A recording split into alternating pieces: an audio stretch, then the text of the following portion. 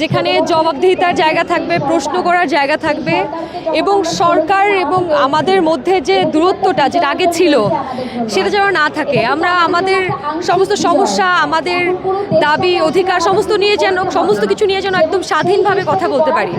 যেটা নিয়ে আমাদের এই প্রথম লড়াইটা ছিল, বাক স্বাধীনতা। আমাদের আগে আমরা বলতে পারতাম না, একটা স্ট্যাটাস দিলে আমাদের অনেকবার চিন্তা করতে হতো, একটা ইন্টারভিউ দিতে হলে কোনো বৈষম্য নিয়ে কথা বলতে হলে দুবার চিন্তা করতে হতো, এখন সেটা করতে হয় না।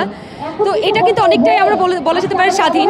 কিন্তু একটা ঝামেলা যেটা আমরা এখানে কথা বলছি, আমাদের সিনেমা হলে ভাঙচুর, যেটা আমরা কখনোই চাই না। এবং আমি এটা বলতে চাই, স্পষ্টভাবে বলতে চাই, আমি তো ছাত্রদের সাথে একদম প্রথম থেকে ছিলাম। আমি জানি ওরা কী নিয়ে আন্দোলন করেছে এবং ওদের কী চায়।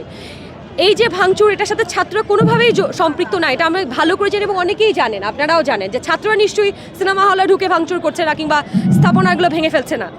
আর দেশে যে অরাজকতা তৈরি হচ্ছে বা অস্থিতিশীল পরিস্থিতি তৈরি হচ্ছে, এটা আমরা জানি একটা কুচক্রী মহল এটা চেষ্টা করছে।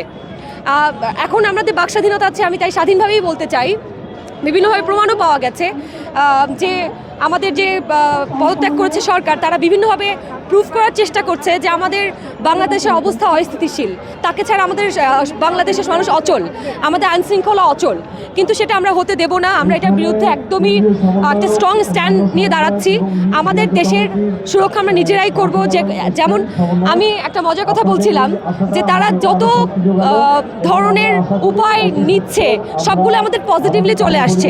তারা চেষ্টা করছিল হিন্দুদের উপর আক্রমণ করার, মাইনরিটিসের উপর আক্রমণ করার, আর মুসলমান ভাইরা সেই হিন্দুদেরকে প্রোটেক্ট করছে। তার মানে মুসলমান আর হিন্দুদের যে ভ্রাতৃত্ব সেটারও কিন্তু বেড়ে যাচ্ছে, সাম্প্রদায়িক ভ্রাতৃত্বটা আরও বেড়ে যাচ্ছে।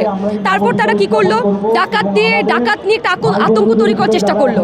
কোথাও কিন্তু ঠিক করে ডাকাতি হচ্ছে না, কিন্তু আতঙ্ক তৈরি করছে এবং অনেকে ধরা পড়ে বলছে যে তারা হচ্ছে আওয়ামী লীগ নেতা, তাদেরকে বিভিন্নভাবে দূর থেকে তাদেরকে এটা পরিচালনা করছে।